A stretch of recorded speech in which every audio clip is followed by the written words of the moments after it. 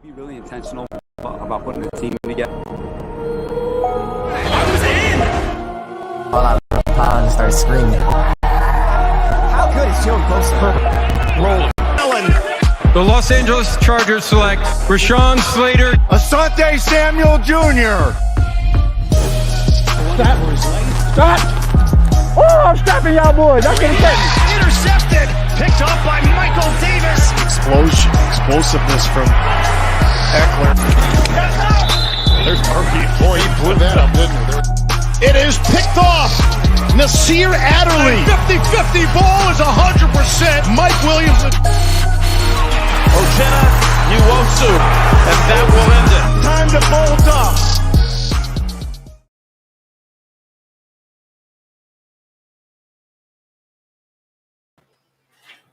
Welcome to another edition of Chargers Unleashed. Jake Hefner and Dan Wolkenstein here with you from the LAFB Network. Today's show, of course, is being brought to you by Charger Bolt Family, Golden Road Brewery, MyBookie, and UFC Fit in Temecula. Dan Wolkenstein.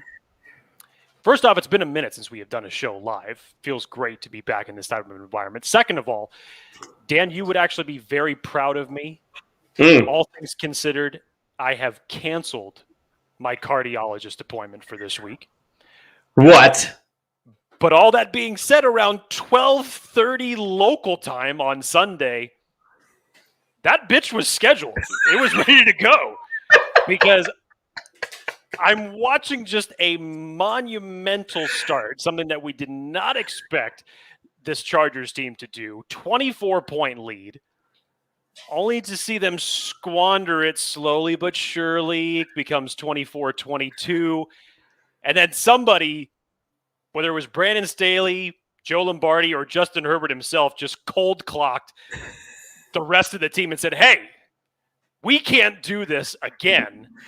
And was able to pull out a very impressive victory, finishing the game 41-22 with a victory on the road in a crucial AFC conference matchup against the Cincinnati Bengals. Dan, you made the road trip. You were there. Ooh. Give me a little bit of the insight as far as what the atmosphere was like. Oh boy, let me tell you, Jake, I was ready for this show since I got out of the stadium. Paul Brown Stadium was so much fun. Shout out to all of the Bolt fan that came and represented. You were felt, you were seen, you were heard all throughout that game. Before we get started, welcome to Chargers Unleashed. For those who are in the comments, watching on Facebook, YouTube, Instagram, wherever you are, thank you guys so much. Let's have some fun today. Chargers won. They're 7-5. If you have comments, questions, put them in the chat. We'll go ahead and put them in as we go. But, Jake, the Chargers won against the Cincinnati Bengals on the road against a 7-4 team. Justin Herbert balled out, outperformed Joe Burrow. Brandon Staley laid the gauntlet, and taking the flight out for my first away game was arguably one of the best decisions I've made all year. Quick shout out to my buddy Eric, who had given me the VIP treatment, and I went to the game with him and his family. I sat front row, watched everything up close, went to the tailgates. Afterwards, went to the restaurant. Eric and his family, honestly, thank you guys so much for all that you did for me, for everything you guys are. I mean, your son was amazing. By the way, Jake, quick side story. We're on our way into the stadium, and I'm talking to their son, who's amazing, by the way. And I asked him, hey, buddy, what do you think the score is going to be today? And he goes, I think it's going to be like 40-somethings to like 20-somethings. I think he was 7. He's like, I think it's going to be 40-something to 20-something. And we're about to cross the street. We're with a bunch of Bengals fans that were around us. And Bengals fans turned around to us and were like, well, we hope you're wrong or whatever. But you heard that. And I say, look, here's the deal. If the Chargers win by anywhere near that, I will buy you a football of your choice. That's the bet. We shook hands, went in the stadium. Wouldn't you know it? Fast forward 3.5 hours. The kid was dead on. Little did we know, obviously, we got him the football. Kid was ecstatic. Whole family was amazing. Chargers fans were everywhere in Cincy. Man, that felt good. So we got a huge show today. I'm so grateful that we get to go live, get to talk to everyone out there. We'll bring in your comments like I mentioned before. If you have not subscribed, hit the like, subscribe, smash the bell notifications, you name it, all that stuff. Jake, today we're going all about Chargers beating the Cincinnati Bengals, currently in, I believe, the 5 or 6 seed for the playoffs. 5. Takeaways. Chargers hotline. Chargers Unleashed hotline. Got some voicemails to go through today, so we'll get to do some of those live. And then, of course, we'll get to hear from you, all of the listeners, the viewers that are watching here live. We'll talk to you guys as well. Jake, the vibe was amazing throughout the game. And I didn't have any service for most of the game, so I wasn't even able to go on Twitter to see people freaking out or excited. But there was a moment where you're thinking, you've got to be kidding me. Chargers come out, guns blazing. They make it a game. You're like, not again. And Tevon Campbell, of all people, Tevon Campbell with a scoop and score takes it back. The euphoria that was felt in that stadium from those Chargers fans. Just put it on a shirt already, Dan. I mean, 4th and Staley, 4th down, right off the bat, 4th down touchdown to Keenan Allen, setting the tone early. Man, it felt good. There are so many takeaways from this game. You can't underestimate how big this was. Chargers are playoff bound currently. They have everything in front of them. And for all of those people who are yelling about Joe Lombardi and not able to throw deep and blah, blah, blah, blah, blah, you're eating crow today. So that's all you saw. Jake, Chargers defeat the Bengals. I heard a stat that they are 3-1 against the AFC North, and in those 3 wins, they have scored 40 or more points in all of them. It's nuts. Chargers defense holds them to 22 points. Jamar Chase, for the most part, was held in check, graced by the hand of God that got him to drop that pass that turned into interception. Michael Davis. But T. Higgins had himself a game, though. He did. So let's get into it, Jake. So, how are you feeling about 5 minutes left in the third quarter? How are you feeling? Well, Dan, you know me. Until the clock hits 000, I always expect something is going to happen that will just cause catastrophe. Mm-hmm. And much like we had seen with a 24-0 lead, in the back of your mind, you're loving what you're seeing from this team, but at the same time, you're like, okay, I've seen this movie, I've seen the sequel, I've seen the trilogy, I've seen the damn saga for the better part of the last decade of collapsed leads. It's too much. I don't want to see anymore. And then when one thing happens, it's just another thing that happens and another thing. The Bengals were turning the ball over, and Dan, like you said, the touchdown that turned into an interception in less than a second for Jamar Chase.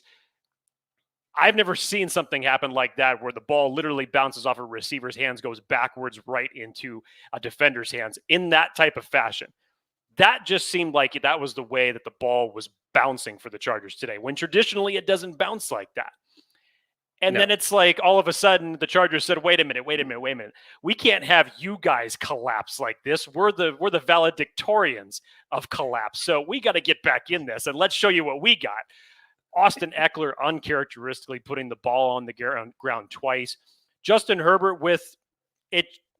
It really wasn't a bad interception because Josh Palmer could have came down with the ball, could have even been defensive pass interference from the way that the defender had run into Josh Palmer on that pass. So that one could have honestly gone either way. But the Chargers, 7 total turnovers in this game, 4 from the Bengals, 3 from the Chargers. It just became wild and wacky. And when the Bengals were all of a sudden making their push and stopping Chargers on certain drives and then being able to put points up on the board, and then when it comes from a 24-point lead down to 2, you're holding your collective breath at that point in time, just saying, what the hell did we do as a fan base to deserve such things like this? I get text messages from me left and right this day saying, why can't we have nice things? What is happening? What's going on? Like I said, screw the 5 minutes left in the fourth quarter, Dan. Until that clock struck 000. No, you're not wrong. That's when I felt better. Yeah, and there was so much that went on during that game. I mean, for weeks, folks have been clamoring for folks to let go of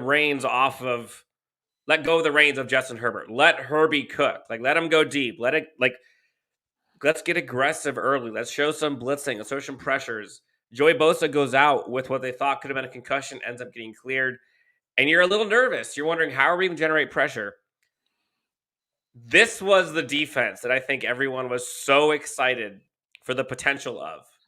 You're seeing pressures from all over the place. Uchenna Nwosu, Kaiser White, Chris Rumpf, Derwin James, Nazir Adderley, Drew Tranquil. I mean, everyone. It was kind of wild. Justin Jones was in there. You had playmakers all over the field making plays and disrupting, making the offense uncomfortable. Then on the offense, they're just bombing it left and right. You saw bombs to Mike Williams, bombs to Jalen Guyton. They saw attempts to go over to Donald Parham. I mean, they were going. You saw 20-yard gains to Jared Cook. I mean, that was about as aggressive and as happy as you could be with a style of a game for the Chargers. Like, that's what folks were wanting.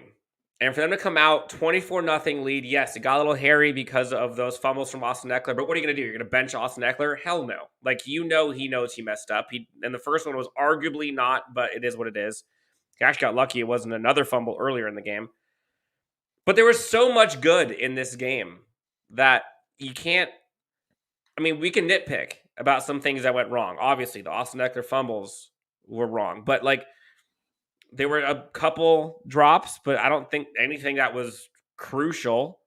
I'm having a hard time.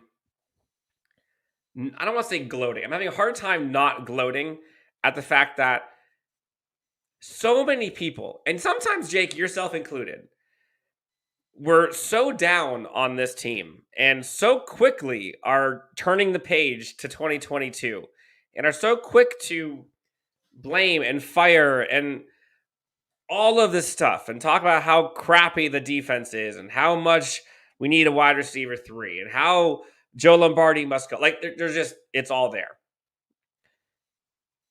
Now, heaven forbid how washed some of these players are. You talked about it last week. We talked about perspective. Going into this season, success for me, winning season 1, get to the playoffs 2, and hell, if we can win a playoff game, I am praying to the gods, grateful of what we just did with a first-year head coach, second-year quarterback, whole new coaching staff, brand new offensive line, like you name it. 7-5. 7-5. We already have eclipsed or have equaled the number of wins of all of last season. 5 games remaining, 3 in the division, 2 against not very good teams. We gotta embrace this journey. I sure as hell am. This is the most exciting a Chargers team has been, in my opinion, in years. And yes, I think Hi Joe mentioned it. I didn't even get to talk about this yet. Chargers go up 22-0. And we get to see the Herbo special. Justin Herbert's catching dimes from Keenan Allen. Have some fun, Chargers fans. Bull fam, enjoy this. Support the team through 4 quarters. If the team loses, it happens. But Jake, Chargers won. The Chargers won in Cincinnati. Everyone wrote them off. Nobody picked the Chargers. They got to the team hotel pissed off. Came out with a victory. What say you? Dan, you understand my reasonings for the comments that I made last week, and I stand by them. You're very bitter. You're bruised, battered, torn. You're a Chargers fan who's got your heart ripped out of you for years. But I'm also truthful. What was the last thing I said? You asked me.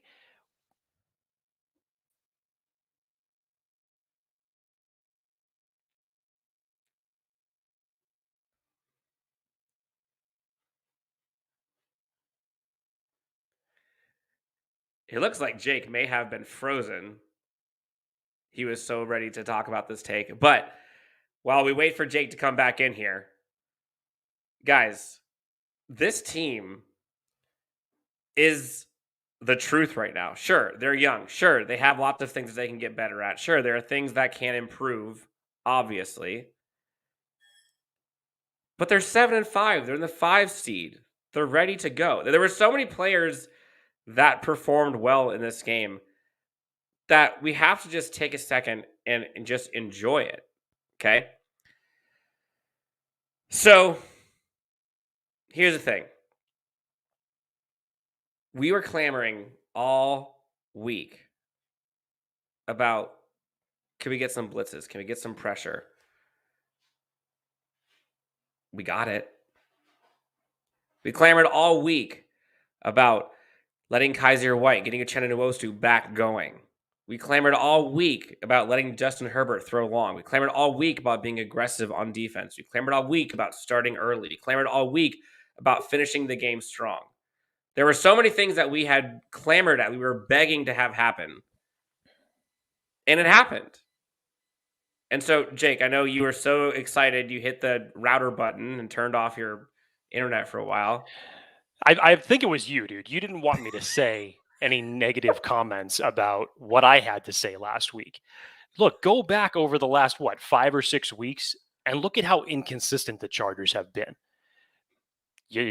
When you come out and Justin Herbert puts on a show against Philly, and you come out and then it's the following week against that, and it's against the Minnesota Vikings, and look what happens there. And then you go to the Steelers, and just an amazing game comes down to the wire. There's comebacks from the Steelers, and the Chargers are able to pull it out traditionally in a game where they don't do that.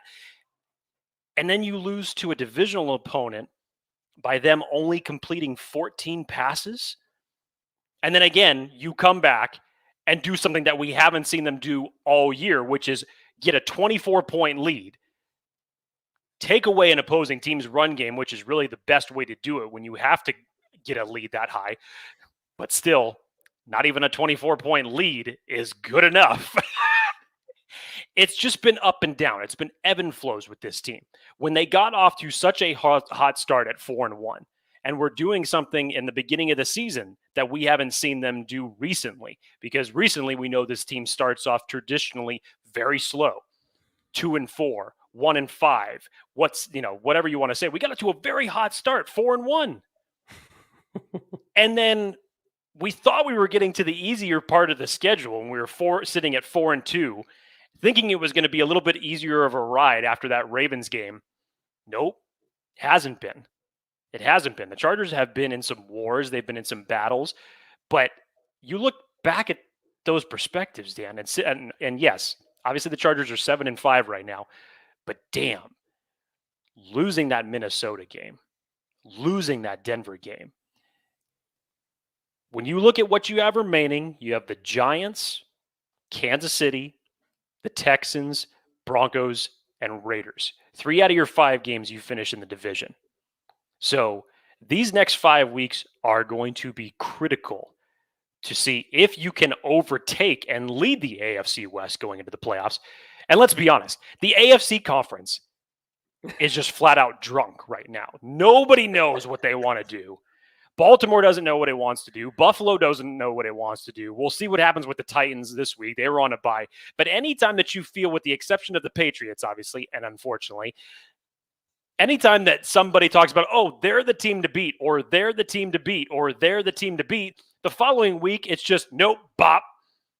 And somehow, some way, with the AFC West or the AFC conference opponents doing what they've been doing over the last 5 weeks on top of what the Chargers have been doing, somehow the Chargers are sitting in the 5th seed in the wild card race of this wacky playoff run. The Chargers, if they take care of business against the Giants next week, will be battling for the AFC West crown that following Thursday night. And that is going to be an insane game regardless. Now, Jake, we're probably going to see a few of these. We'll see. Fashard comes in and says, "Hey man, talked to you at the end of the Bengals game on Sunday, and you were super nice." Hey, you were super nice too. I think all of the Chargers fans were very nice and feeling great after the Chargers victory. If I saw you at the game or at any of the bars before or after, say hi. Let me know. I had so much fun. There were so many people at the Chargers. Jake, do you know that we took over 2 separate Bengals bars the night before the game? That was wild for you to stumble into those 2 particular bars that were just nothing but Chargers fans. I don't know if there was like a Facebook post for you or if there was a radar. Okay, that makes sense then. Okay, because I'm like, there's all these people the night before the game in Chargers gear. And that was a big night for Cincinnati from a college perspective too. So I was really surprised by that to see. Yeah, it was actually it's interesting. The first bar we went to, we were there. There were probably 50, 60 Chargers fans, by the way. And at the time, the owner of the bar was a little in his feelings because he was actually a Michigan fan and wanted to bring in his Michigan friends, but there weren't enough seats. And so he stopped letting Chargers fans in. So we were told that there were like 20 to 30 Chargers fans sitting outside the bar waiting to get in. If they wouldn't let them in, they'd only let Michigan fans in. So at some point, we all just said, screw it. And we went to a bar near it and then took over the outside patio of it. And it overlooked the stadium. There's a picture I put on Twitter. If you haven't seen it, go check it out. It was amazing. It was amazing. So, Jake, and folks who are watching, listening, in your opinion, because we can go into all the stats, which we'll get into in a second, but first take reactions. Biggest reason we won this game, biggest factor, what is it? I think you really have to give it up to the defense on this. I know that we could go on about Justin Herbert's performance. Joe Lombardi's tweaking of the play calling all day. That looked like the offense that we would want to see on a week in and week out basis to have those type of play calling. But 27 pressures generated from the Chargers defense with no Joey Bosa for the better part of the game. No Justin Jones, didn't have Linval Joseph in this game. And Chenna Nwosu led the defense in pressures with 7. At his first multi-sack game of his career. Jerry Tillery was just behind him, had 4 pressures, 1 quarterback hit. Kyler Fackrell showed up as well with 4 and 1 hit. Your diamond in the rough, Dan, 3. 2 hits, 1 sack. You look good. A lot of people were getting involved in this. Covington obviously had a huge, huge forced fumble on Joe Mixon. Gaziano got in this. A lot of the interior defense, and I loved the way, by the way, that they were blitzing our linebackers. The Drew Tranquil sack was fantastic. I wanted to see this more often from him. This was Ronaldo Hill getting creative with his blitz packages.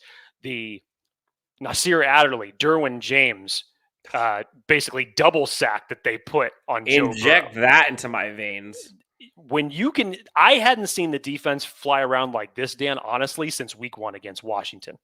I did not think that it had shown any performance that looked like that, where they were playing that fast and that aggressive since week 1. And this was impressive given the players that you had out of this game. It's wild. You hear from folks who have played in the Brandon Staley kind of defensive scheme, and you hear a lot of people talk about it being like a team effort. And it's not just the stars that make the team do well, but it's a collective effort from everyone. And that's what you saw from that defense. You're 100% right. The defense balled out. And one of the differences that I saw in this game versus times in the past, when the opportunity presented itself to them, they capitalized on it. For example, Uchenna Nwosu, strip sack. Other games, strip sack, Burrow lands on it. Uchenna Nwosu comes up with it. Tavon Campbell, a ball lands right in front of him on the strip from Covington. Other games, bobbles, goes out of bounds, they keep it. Like, the Chargers held on to it. When they were presented with opportunities, they took advantage of it. And they got home. 6 sacks. Derwin James was everywhere. We're starting to see, like, don't look now, I love Nazir Adderley and Derwin James playing on the same field. Like as Nazir Adderley has gotten better and better, you see kind of the ball hockey mentality. I do wish that Nazir would wrap up more when he's kind of the last line of defense sometimes. But man, that safety pairing is fantastic. Chris Harris redeems himself. Huge interception in the end zone. That defense it looked hungry. And to be able to do that without Asante Samuel Jr., without Justin Jones for the last part of the game, without Joey Bosa, that's special. And when we ask about, like, is this team making adjustments? Are they growing? Are they learning as a team? Do they know how to use their personnel? You hope so. It's hard to think they don't with that type of performance on defense. Let's look at some of these comments. Sky Soldiers, yes. 6 sacks, 2 interceptions, 2 fumbles. Like, the defense balled out. Real quick, side tangent. Jorge Rodriguez talks about, don't say they won because of Burrow's dislocated pinky. No. We're not going to say that. No. I will say this.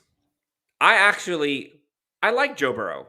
Like, I think he's a great player. Who doesn't like Joe Burrow? How can you not like Joe Burrow? Like, it's vanilla and chocolate. Which flavor do you like? Like, that him and Justin Herbert both are fantastic quarterbacks. But the narrative that I think kind of irked me a bit. Here we go. Easy. No. It's all right. I was just waiting for when this was going to come up. That's all. I don't even know if I'm going where you think I'm going. But the narrative that kind of irks me is the Joe Burrow, gutted out that performance, had a dislocated finger, was getting beat up all day. Justin Herbert has all the intangible, has all the, the skills, the qualities, the traits, the intangibles, but there's just something about Joe Burrow, that it factor, and I think he's better because of that. Like, you saw what happened with his finger, but did you see Justin Herbert post-game walking to the bus and his hand was, like, mangled up in a wrap? Like, they're both doing the same thing, expressing themselves differently, but the one who's getting the FaceTime in front of the cameras is the one who gets the storylines and the headlines. So, like, be careful, media, who I'm sure isn't listening to any of this, but whatever. Like, this term moxie that is given to Joe Burrow, he has it. There's no doubt about it. But I think it can be labeled to different people for different things. So, no. Sure, he dislocated his pinky. He looked like he was in pain, but the ball was flying all over the yard by the end of the game. Like, he was fine. He was fine enough to do well. So, no, we're not going to say they won because of Joe Burrow's dislocated pinky. Bubba comes in. Go Bolts. Absolutely. So you say defense is what caused that. I say aggression. And that it's a little fluffy because it can go all over the place. But you saw, whether it was on offense with play calling, whether it was special teams with Andre Roberts and the blocking that he was able to get. You saw it with the punt and kick return coverage and aggression that you saw from Amon, from Drew Tranquil, from Chris Rumpf. On defense, you saw tackles for loss. You mentioned it. That blitz that Drew Tranquil had, I want to say it was in the fourth quarter, late third, perfectly timed. Overall, that was a team that was aggressive and was hungry and wanted that victory more than the other team. It was. But leave it to the Chargers to go up to a 24-point lead, win by 19, yet you're still feeling like this has been a nail-biter and your team's on the brink of a loss. Like, that's how it goes. That's how it goes. Any other ones, Jake? Biggest takeaways for reasons we won. Talked about aggression, talked about defense. Obviously, we talked about... we hadn't even gone into the statistics yet. Justin Herbert is doing Justin Herbert godlike things. Like I said, I didn't want to just, reach for the low-hanging fruit. And obviously that is the headline for how he performed, because we were going to need him to perform. I think I saw this game playing out one of two ways. Either the Chargers were going to be in a shootout with the Bengals because it had all the offensive matchups on both sides that could atone for that. Burrow, Chase, Mixon coming off the game that he had, the Chargers with their weapons, this seemed like it had shootout written all over it. I either saw it as that, or from what I had seen from the Chargers recently, I saw it on the flip side of the coin to where the Chargers could get blown out. I did not expect to see the Chargers at any point in the game with a 24-point lead. As you said, Dan, they were aggressive early. You opened up the damn playbook. You sure as hell made Rex Ryan happy, not only with throwing it downfield, but throwing it to one receiver in particular that he's been clamoring to get more involved in the offense. That's Jalen Guyton. Personally, I don't think Rex watches enough Chargers football to share the same opinions that us Chargers fans do about that, but I digress. Jalen Guyton played a fantastic game and was that deep threat when they needed him to be. Mike Williams got involved early. Hell, Jalen Guyton could have even taken it in not once, but twice. It was phenomenal to see Justin Herbert look like the Justin Herbert that we saw in 2020. But this is the hard part, Dan, is that, again, now your expectations for what we witnessed this last Sunday, there are going to be expectations for this coming Sunday against the Giants. There should be. I understand that. Maybe it doesn't have to be that way against that team. But you better believe you're going to need to have that type of aggression play calling, those type of downfield passes, and your offense clicking a week from Thursday. You're right. You're right. So let's get into some of these takeaways before we get into some of the voicemails that we have today from folks watching and listening to the show. We have to talk about it. How weird was the officiating? Like, there were some bad calls, and then there were just times I'm like, what the hell are they doing? Like, I honestly have no clue what they're doing. Offensive pass interference. Let's start there. That was a joke. The call that was on Keenan Allen. Absolutely insane. And then to see the following series for the Bengals and Jamar Chase, I think he was being covered by Michael Davis on this play. Mm-hmm. To see his break and his push off, which was literally nothing more than what Keenan Allen did on the previous series, you're thinking to yourself, what the hell is going on? Like, there's no way if you're going to call this on Keenan, how is this not offensive pass interference on Jamar Chase? Dan, my favorite was the damn board meeting that the officials decided to have late in the game, where they're pulling one guy from one side. He runs back. No, wait, come back. I still got to talk to you. What the hell happened in that play? On the broadcast, they're going back and forth between Brandon Staley's face and Zach Taylor's face. What the hell is going on? Who's the call on? And then it was nothing. It was literally felt like 3.5 minutes for nothing. And my favorite was the apologies of the officials. Not once, but twice. Touchdown. Chris Harris gets the Jr. interception in the end zone, and it's a touchdown. I feel really bad for officials in the NFL because this is the type of backlash that they have to deal with. But damn, don't make it this easy for us to have these things to say. It was so bad. And then I saw this live. The missed pass interference call that was on Keenan Allen, where he was getting held back and then arms around him. I could hear him yell at the refs. I've forgotten about that one. Like, back to back to back, those three things happened where he gets called for that, then the offensive pass interference, then the other team gets it. Jamar Chase, you're like, come on, man.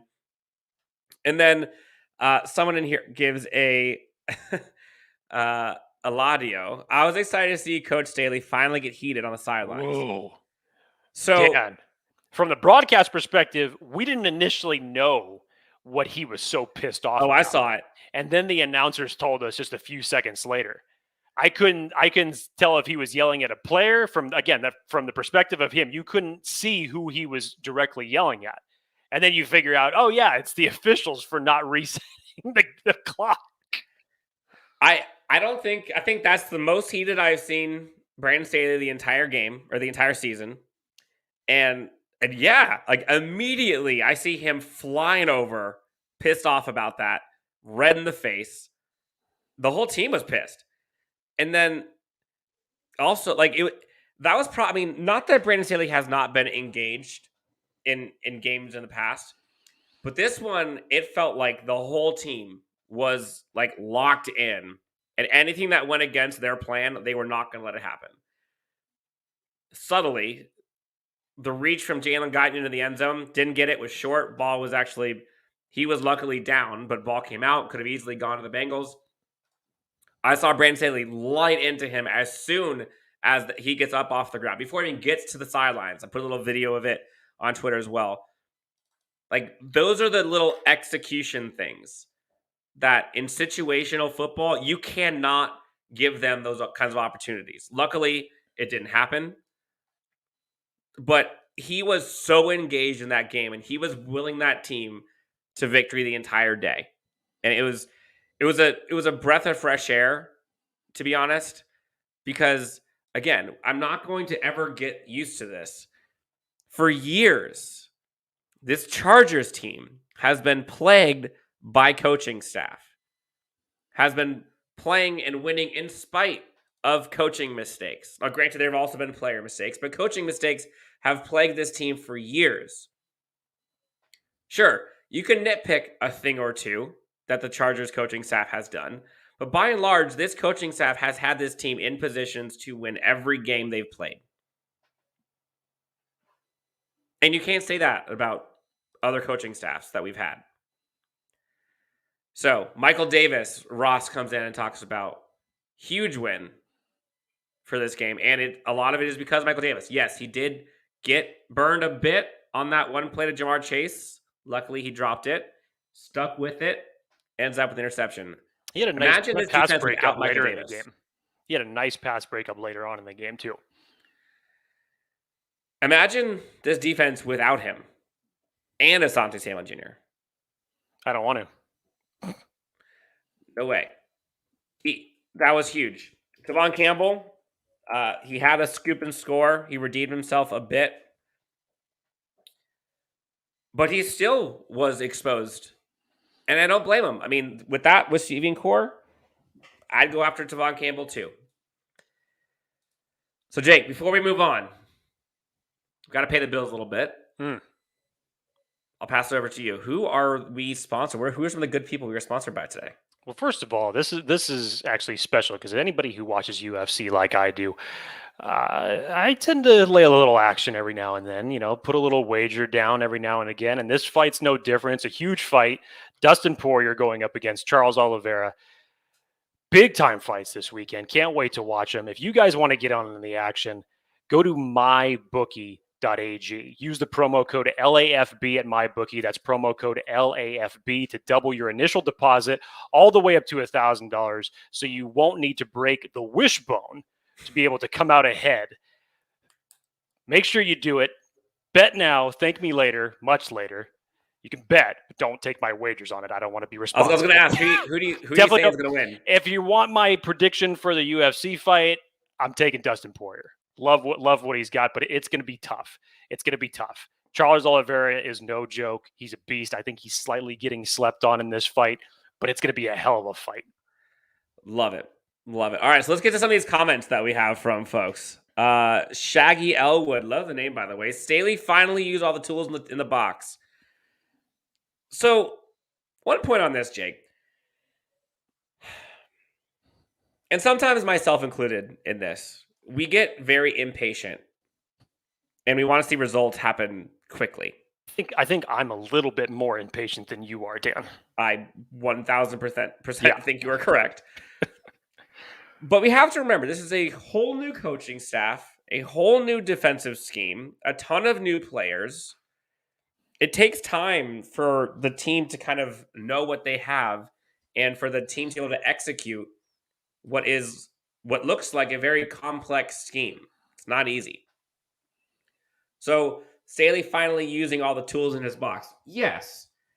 But it also is the first year. And it's also like we have to give it time for this to happen. And I think as a team gels more, as they get to know their personnel more, as the personnel gets to know the playbook more and feels more comfortable with it, those tools are going to be executed with much more. I said it for the last 2 or 3 weeks. Like, the Chargers are in position. The coaching staff have had them in the right position to make the play, i.e., they had the right tools. The tools didn't work. Like, guys weren't tackling. Guys weren't making interceptions. Guys weren't blocking. Guys weren't whatever it was. So, yeah, the tools in the box are there. The tools in the boxes are actually working now, which, music to my ears. Thank you so much. Todd Miller comes in. Ooh, Jake, you're going to love this one. I'll let you take this one. Orlovsky, career backup, picks Burrow, 3-time Super Bowl champion coach Jimmy Johnson would take Justin I can't read. There's a pause there. 3-time Super Bowl champion coach Jimmy Johnson would take Justin Herbert over any quarterback in the league. Jake, did you know there is no quarterback in the NFL that has a higher QBR so far this season than Justin Herbert? I believe it's his 7th game this season that he's thrown for over 300 yards. No. 5th or 6th. I think somewhere around there he's thrown for 300-yard performances. Whichever way. Again, Justin Herbert, I can't remember the exact stat, Dan, but he got into another stat with Dan Marino where he was the second quarterback to do X, and forgive me for missing the stat. I just went completely blank on that. But Justin Herbert, for what he's been doing consistently. Now, Dan Orlovsky, traditionally I have a good amount of respect for. In this circumstance, and I was waiting for it from the point of, Max Kellerman, Keyshawn Johnson show in the morning, waiting for it on Get Up. I was even waiting for it on NFL Live because he put out the tweet night of the game saying, tape, unpopular but true, Joe Burrow outplayed Justin Herbert by a lot. I think if he didn't put the term "a lot" behind there, he may have saved himself a few thousand comments in the responses. But the only justifications that I got that I was able to hear from Dan in regards to this, not me, it's not you, Orlovsky in this circumstance, was he was making comparisons of the deep balls that both Justin Herbert and Joe Burrow were throwing. And his claim on this as to why Burrow was better. And thank you, Ross Ackerman. Yes, it's 7. I had it right the first time, and I went back on it. It's 7 games. That's correct. 7 games that is in there for 300-yard passing games for Justin Herbert for this season. Back to Orlovsky, his comparison was that when Justin Herbert threw the deep ball to Jalen Guyton and Mike Williams, those were contested catches. To basically say that it's more of the receiver's credibility that they get for going up, battling it, catching the ball, and coming down with it. Whereas his comparison with Joe Burrow, when he threw the pass that T. Higgins ended up catching in the end zone between 2 defenders, that it was only where his guy could catch it. That was the only in-depth argument I really heard Dan Orlovsky go into. And it's not even true. I don't understand how you could really separate that, honestly. Because Mina Kimes is tweeting video of Justin Herbert doing Patrick Mahomes things and throwing across from his body and a dart to Keenan Allen right in the middle of the field.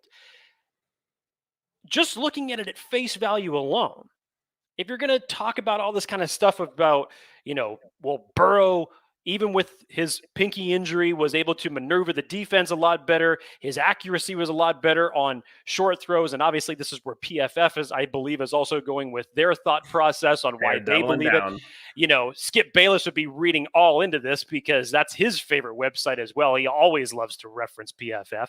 But I just don't see how this is the case. When you look at how Justin Herbert was rolling in this game. And the other thing that I really liked for Orlovsky is that he glossed over 2 things. He said this Bengals team was getting right back into it until the Joe Mixon fumble and then until the end zone interception that he threw. But does he also forget that at one point they were down 24-0 And they wouldn't even be in the position that they were at down 2 if the Chargers didn't try their best to match what the Bengals were doing in the first half of this game, with Austin Eckler coughing it up uncharacteristically twice, with the Justin Herbert interception that really could have gone either way. I think Josh Palmer had a chance to come down with it, or it should have been defensive pass interference. Regardless of all that, look, this has been a war on Twitter for the last 2 days. Whatever you want to say about it, in my opinion, both teams have spectacular quarterbacks. 100%. But to say a statement that in that type of performance, that there was a wide margin of difference of good play between Justin Herbert and Joe Burrow, respectfully, I will say no. Oh, I'm tempted. Okay, I'll go real quick. That deep ball that went to Mike Williams on kind of that corner end zone route that he ended up throwing, no way any other person other than Mike Williams could have caught that. The throw that he threw to Josh Palmer was a dime. That was a perfect throw. Josh Palmer's right there. The throw he threw in the end zone to Donald Parham that went right through his hands was a dime. The deep shot to Mike Williams on the other side of the field was a dime. The shot to Jared Cook was a dime. So this, it's just a jump ball. Like, it's not true. Like, there are bias. I get it. But, like, I honestly think, Jake, that after a while. Why does it even have to be a question like that? Right, exactly. I was more just. That's what I don't understand. If Tom Brady, Patrick Mahomes, Aaron Rodgers, Kyler Murray,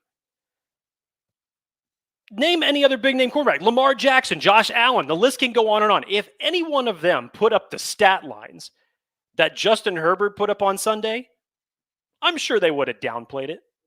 I'm sure they wouldn't be talking their asses off about it come Monday morning, because they're not as biased as that, are they? No, not at all. Come on. No. All right, Jake, we've got about 40 minutes into this. We got to go through some of these hotline voicemails we have. For folks who are not familiar, you can always call in Chargers Unleashed hotline. I was too busy getting crazy with everyone in Cincinnati to even put out the name, the number, and everything when we won the game. But for everyone, 323-374-5651. Leave us a voicemail, and we'll play your take on an upcoming episode. Jay, we've got 2 of them today that we'll get through. First one comes from the 570 area code. Let's hear what they have to say. This one came in right after the victory. Let's hear what they have to say about this Chargers win. This was an absolute must-win game. Had to beat the Bengals if we wanted to keep pace for the playoffs.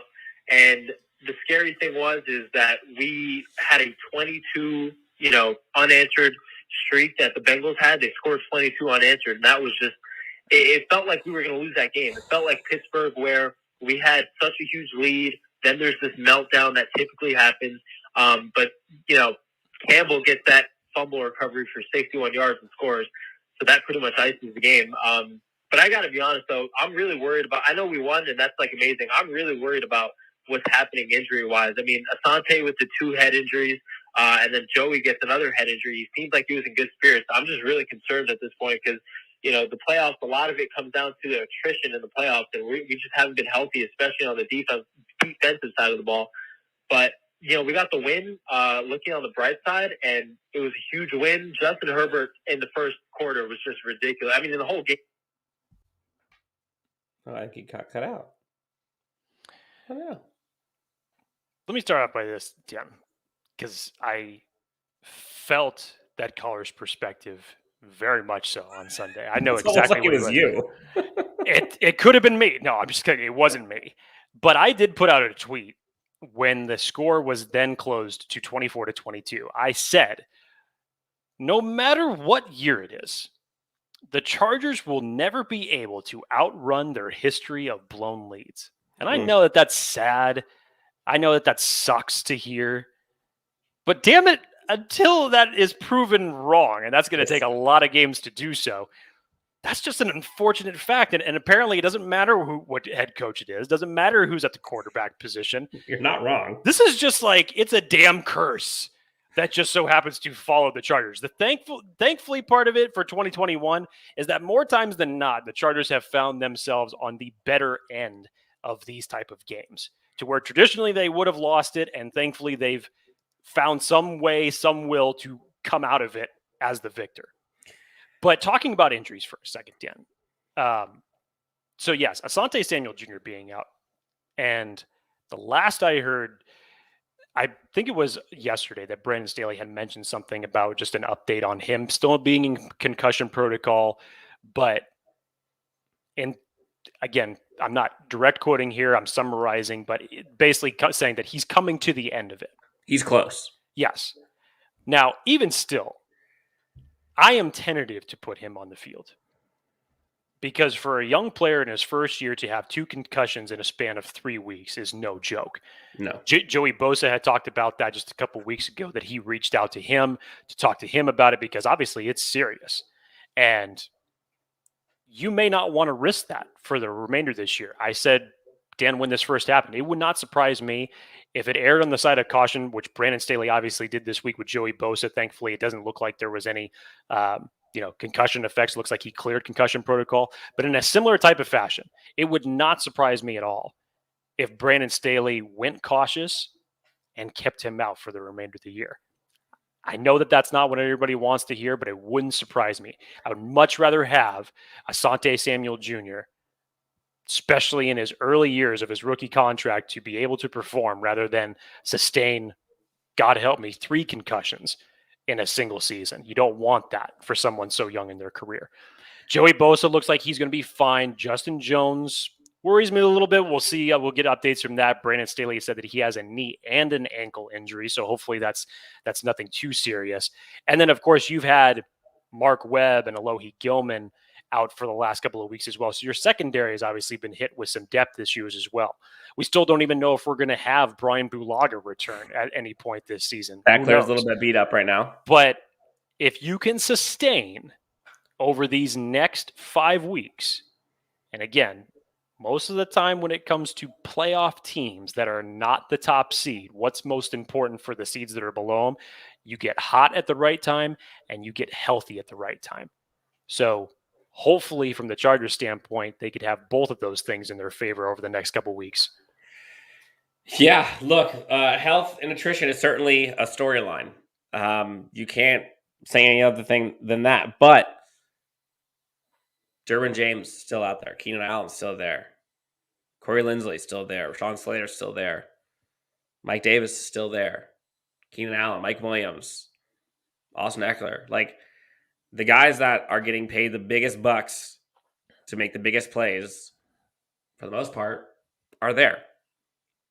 So could we bring in some other guys that could help fill up the underbelly of the roster? Sure. But as we saw from this past game, playmakers get paid to make plays. And we got playmakers who are getting paid. And they're the ones that are healthy right now. So you'll take it. Joey Bosa, I think, is okay. Sneak peek, or I guess a little tidbit. For me, when I was actually at the game, I saw him walk right by me. And I was trying to yell, ask how he was doing, wasn't able to answer. And then a kid, probably 10 years old, about one section over, asked him, hey, how are you doing? And he just looked up to him and he said, I'll be fine. I think he's okay. So I'm not that worried about Joey Bosa. I'm more just impressed what they were able to do without Joey Bosa. Like, that was insane to me. Okay, Jake, again, Chargers Unleashed hotline, 323-374-5651. Leave us a voicemail. Let us know what you have to say, what your thoughts are. Win or loss, we're here for you. Vent. It's healthy. It's like James Wagner has given us a call back. James Wagner has given us a call back from West Virginia. Let's hear what James has to say following this victory. Hey, fellas. How's it going? James Wagner from West Virginia. Hope you guys are doing well. Praying for you guys. God bless. Vote up, Chargers. Another game. And I'm going to make a comment on something that I know is probably the most redundant topic that has been going on over this game, and that is the league media talking about who they would rather have between Burrow and Herbert as their franchise quarterback. And I'm going to tell you right now, squash that, because give me Herbert all day, any day. any team, and I believe Herbie is going to lead it all the way. So love the game. Great game. I still believe we're on our way to bigger and better things with Staley Nation. You guys have an awesome day, awesome week. God bless. James Wagner, thank you so much. West Virginia. God bless you as Love well. it. Look, James, who do you want? Who do you want? Who do you want? No, You're the no, Bengals. hang on a second. Time out. 2020 NFL draft is on the clock. You understand that we're all playing ESPN's game right now. Do you understand this? Let's play the game. Who are you picking? Because no, I'm not playing this game. That's the point. I'm done playing this game. You've seen that Mad Max GIFs where Tom Hardy looks up and says, "Nope, that's bait." That's exactly what this is. It's meant to cause controversy. The tweet that was out there today, who would you rather start your franchise with, Justin Herbert or Joe Burrow? Of course, we're going to say it's Justin Herbert. Why wouldn't we? We understand that. The guy of the three biggest quarterbacks of his draft class has the better body of work, was the rookie of the year in 2020. The stats obviously back it up. But I have nothing but respect for Joe Burrow. Mm-hmm. Personally, if it was me, if I got Joe Burrow as a consolation prize, if you went back in time and you said that Justin Herbert was the first quarterback to go off the board, and we ended up with Joe Burrow, I wouldn't be pissed off about it. No.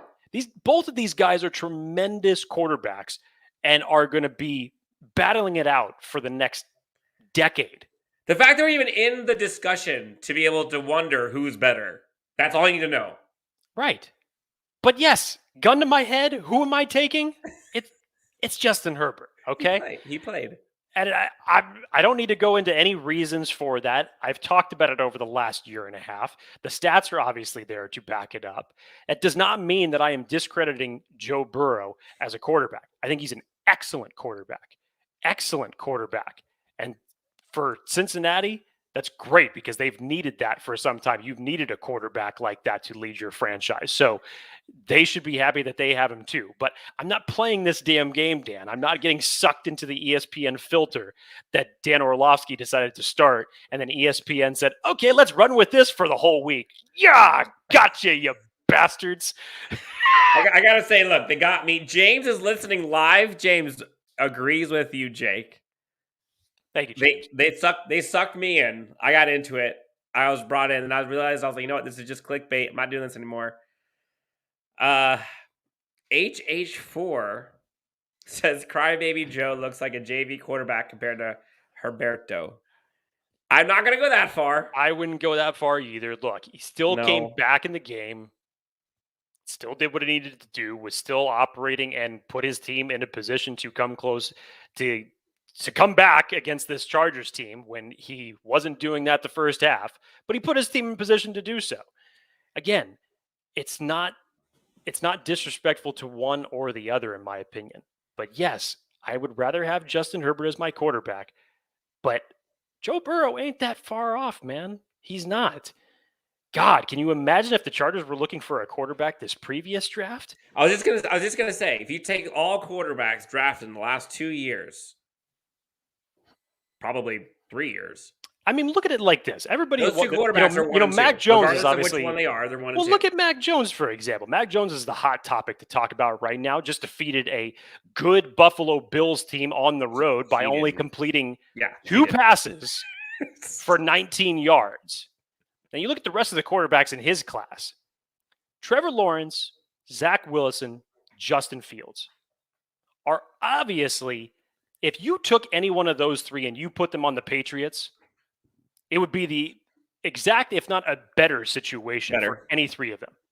But because they are on unfortunate, bad teams, both from personnel and from coaching, they're unfortunately in the position that they're in. Trey Lance has to sit behind Jimmy Garoppolo. San Francisco 49ers have some coaching decisions of their own that they're trying to figure out. They've tried to do like the whole thing that Tua was dealing with last year, getting benched, coming in favor of the veteran, go with him. It's bouncing around. So I'm very happy with the quarterback that we have obviously gotten. Rookie of the year. Can't take that away from him. One of the best, if not the best, performance from an NFL rookie in years. But damn, would you really have been that pissed off if it went the other way in a different universe and Joe Burrow was the pick at 6 instead of Justin Herbert if Justin Herbert went off the board at number 1? No. I think the exact same things would still be capable of being of happening because both guys have very, very similar traits. But from a body of a work and what's been proven, Justin Herbert is my decision. Okay, real quick. So let's go back. Justin Herbert goes number 1. Who's Miami taking? I still think they would have taken. Well, no, I take that back. Probably, they probably would have gone Joe Burrow. Yes, and so we probably would have gone Joe. Yes. Imagine that world. By the way, real quick, I put this out earlier. Some quick stats for Justin Herbert so far this year. Jake ranks 1st in QBR, 4th in passing yards. He already has almost 3,600 passing yards, and he has 5 games left. He could arguably go for 5,000 yards this year. 3rd in passing touchdowns, 4th in yards per game, 1st in fourth quarter comebacks, 1st in game-winning drives, 8th in rushing yards as a quarterback, and that narrative of he doesn't throw the ball downfield ranks 13th in yards per attempt. We got a good one. Let's enjoy it. Let's have some fun. Before we wrap up, we got so many comments in here to just talk about Joe Burrow, and it's I find it amusing. We're not going to go. We don't have time to get through all of these. But Connor, we did discuss this earlier. This is what Jake had mentioned previously. I think Orlovsky got into some deep water when he said he was way better than Herbert, because it's just not true. If he would have said he thought he played better or he played better given the circumstances or whatever, fine. But regardless, we all agree. I don't know how he can still say that. So snap back from this. Chargers, 7-5, going up against Giants this coming week, going up against Kansas City Chiefs, who don't look now, I think on a 5-game winning streak. This AFC West and the AFC battle going down the stretch is going to be insane. Wow. And those victories they had against Pittsburgh, against Cincinnati, against Kansas City, against Las Vegas, against Cincinnati, I think it's Cincinnati, obviously. Like, those are big. Those are tie-breaking wins that if all of us are 7-5 or all of us end up being, 11-6, we go in. They don't. Big. I can't undersell how important this game against New York is. Everyone talking about it being a trap game. I mean, I guess it is, but the Chargers know how important this is. 8-5 is huge. But the Chargers did what everyone thought they couldn't do. They went into Cincinnati, took care of business, beat Joe. I mean, that team was arguably one of the hottest teams in the NFL. That offense was going crazy. And they made them look ordinary. Which, considering how bad our defense has been, playing at least, whether you want to talk about the rush defense, it's been horrible. Like I said, the AFC conference has no idea what it wants to do right now. The Bengals as a team, you could go back to some of their wins and losses and a little bit of their inconsistencies. It's very similar to the Chargers over the last several weeks. Remember when Cincinnati just laid a beating on Baltimore and then the very next week was beat by the New York Jets? And then they spanked the Steelers. Put a beat down on Pittsburgh. And then this game, they go down 24-0. Obviously, the Chargers been inconsistent all damn week for the better part of a month and a half. You just need to, especially at this point, it's crunch time. You need to string together wins back to back. 3 divisional games along with 2 very winnable games with the Giants and the Texans are left on your roster. All of them are winning games. And guess what? 3 of your next 4 are at home. So you can't squander those opportunities for yourself either. But yeah, Baltimore, who kicked the crap out of us, doesn't know what they want to do. Buffalo, who a lot of people were happy about a long time ago, they don't know what they want to do. this is just the way that the AFC conference is going this year. You look at the NFC, and you have your established teams in there. The AFC, at this point right now, who knows where we're going to be in 5 weeks? Who knows what the first, second, third, fourth, fifth, sixth, seventh seed is going to look like 5 weeks from now? I know it's fluid, Jake. 5 games left. Predictions right now. What's the Chargers' record at the end of the season? Oh, Dan, what the fuck do you know? No, I know it's fluid. But I'm saying right now, what's your gut telling you? Look, no question about it. You already should be giving yourself 2 wins with the Giants and the Texans game. There is no excuse. There is no reason why you shouldn't handily, euphorically, emphatically, if I could channel my inner Stephen A. Smith, you should not have any reason to not win those 2 games. Now, divisionally, you're fortunate enough to get the Chiefs at home. You're fortunate enough that you're going to get is it Denver that it's Denver that we get at home, right? Mm-hmm. Or yes, you're fortunate enough you get 2 of your 3 last divisional games at home. You got to take care of business. I think you can beat a Denver team that just beat you by having their not 1 but 2 quarterbacks collectively complete only 14 passes against you. I think you can do that. You just have to come out and execute better offensively. So, yes, there's very realistic wins here in these next 5 weeks. Ideally, you go 3-2. What? That puts you at 10-7. 10-7.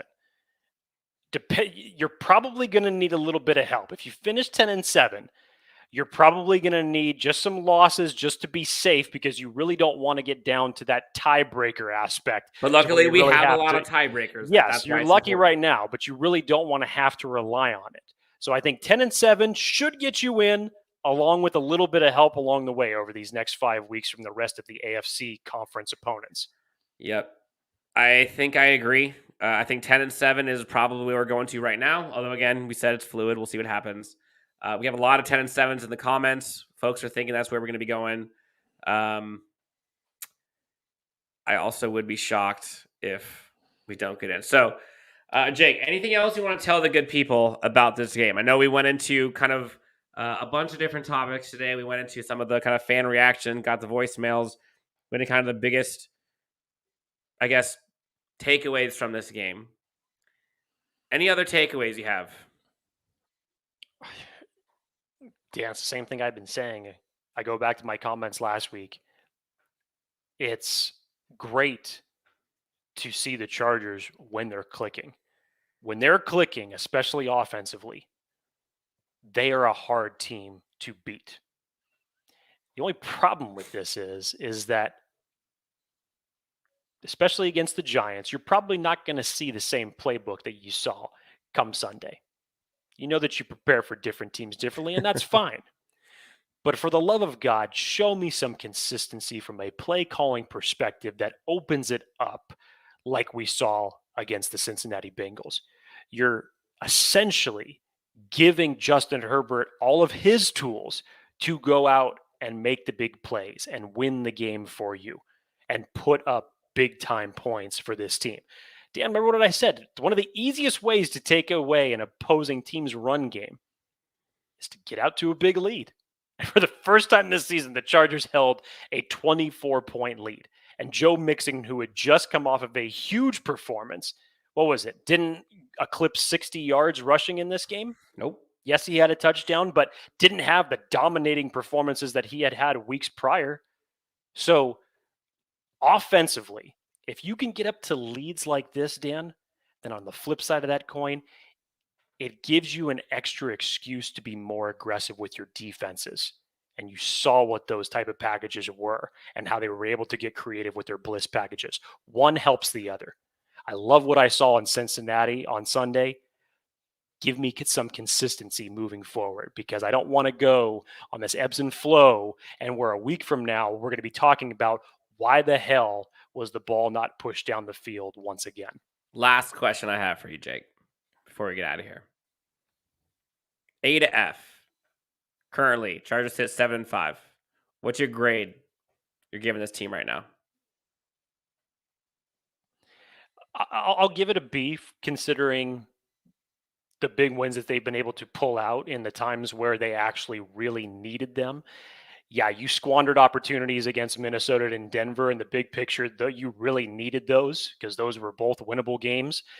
But yeah, I mean, I think that they've done an admirable job, and I give them credit for when they're on, they're on. And when they prove it that way, it's what elevates the grade a little bit. I was really close to actually going to a C just because of the inconsistencies, but you know what? I'll be nice. I guess I'll say yeah, I'll give it inconsistent C's. But I'll be nice. I'll give it a B if this offense can string together these type of similar games, and if the defense continues playing the way that they've played more recently in the last few weeks, this could be a team that you don't want to face come first round of the playoffs. Yeah, I think I agree with you. I would say B or B plus. I might go B plus, and the only reason for that is because of the gauntlet of schedule they have had to go through.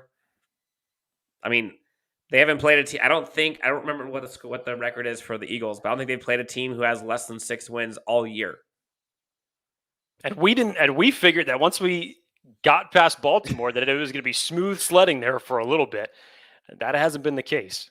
So for the Chargers to go 7-5 against that quality of schedule, they don't do that in years past. So I'm giving them B plus. Obviously, there's room to improve, and that's the crazy part.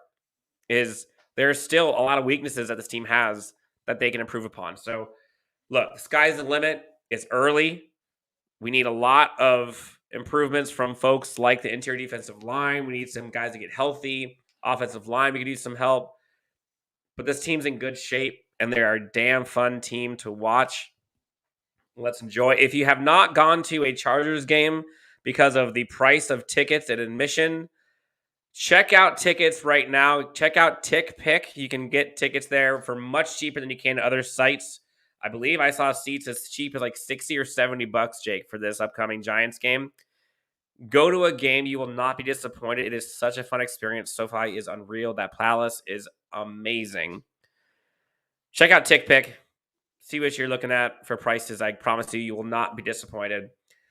For Jake Hefner, you can find him at Jake T. Hefner, myself at Chargers Homer. Guys, this has been so much fun. Your Chargers are 7-5 in the driver's seat, headed to the playoffs right now. They have what they need. They're going up against the Giants at home.